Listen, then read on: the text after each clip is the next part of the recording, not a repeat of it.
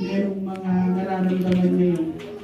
Alam ko, mahirap, lalo na't malayo sa Pilipinas, kami sa OWA, katuwang ang Department of Migrant Workers, iba ho sa inyo ng mga active members ho ng OWA, nabigyan na ho ng tulong, pero ngayon inaalam pa namin kung anong pasek magbigay na tulong natin in addition to that, dahil as much as possible, gusto natin itodo yung mga matutulong natin po sa ating mga kababayan.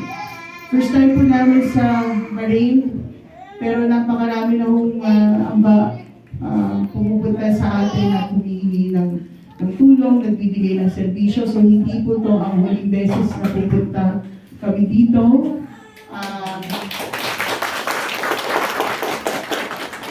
And maasahan niyo po ang patuloy na suporta at tulong mula sa OWA para po sa inyong lahat. Kami po ay magbibigay ng serbisyong may puso sa inyo at sa abot ng aming makakaya, aalagaan mo namin kayo lahat. Magpapagaling po kayo and God bless po. Maraming salamat. Maraming salamat, Administrator Pimentel OWA. At this point in time, hindi na po namin ito patatagalin.